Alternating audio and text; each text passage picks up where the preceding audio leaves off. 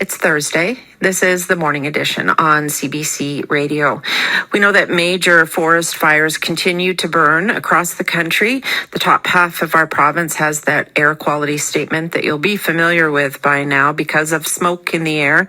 Members of the Canadian Association of Firefighters are urging Ottawa to provide immediate money and support for an overwhelmed volunteer group. The group says these crews are feeling the strain of inadequate equipment, a lack of resources for training, and at the same time, they've been asked to do more than ever. Just look at what's happened in this province so far, Nova Scotia, next door in Alberta. For more on this, we've reached Ken McMullen. He's president of the Canadian Association of Fire Chiefs and fire chief for the city of Red Deer. Hi there, Chief. Good morning. What are some of the main challenges facing volunteer firefighters? I think right now the main challenge, quite simply, is capacity. In 2016, a survey was conducted across this country that identified that there was 156,000 firefighters in Canada, and that's made up of volunteer as well as our career full-time firefighters. We did that same survey in 2022, and we saw a reduction of 30,000 firefighters in this country to 126,000. And I think what people don't often recognize is of that 126,000, 80% or 90,000 are volunteers. And those volunteers are the ones that are out there right now battling a significant amount of the wildfires in our communities, and we need to do more to assist them. What more do they need?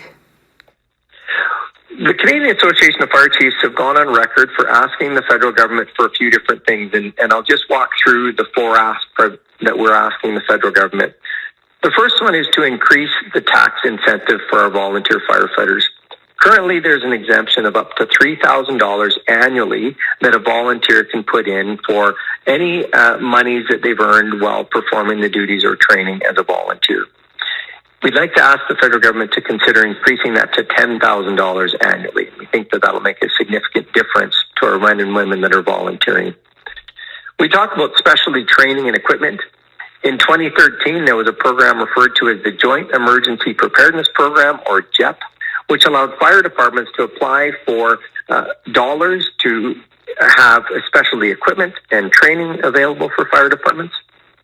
We've asked the federal government to increase dollars for mental health support of first responders. And last but not least, we've asked the federal government to consider implementing a national fire advisor, a position within government to help assist with coordination on large-scale events similar to what we're facing here in Canada. What would that do to have a national fire advisor coordinate things? You know, what happens when we look to some of the best practices out there, and we don't have to look far other than to our partners in the United States that have a very robust national emergency response agency known as FEMA, or the Federal Emergency Management Agency. And within that agency, there's a position called the U.S. Fire Administrator. And the U.S. Fire Administrator works with all of the fire departments in the United States. It's a single point of resource contact if you need to coordinate resources from one state to another. And it's a very successful and effective model. And we believe that Canada would benefit significantly from having a national fire advisor for not only events like what we're seeing in the country right now, but also in the background to assist with policy deliveries and decision making. We believe there's great value in having somebody there to assist the government. When it comes to equipment, how are things now for volunteer firefighters, and what kinds of equipment would make things better?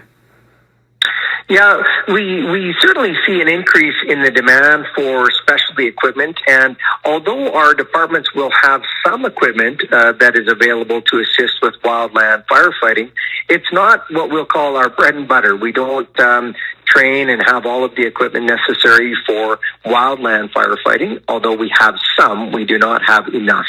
And I'm thinking about things like pumps.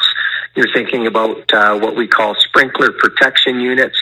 Those are units that we take into communities where we literally put sprinklers on properties to protect them from the fires coming into the community.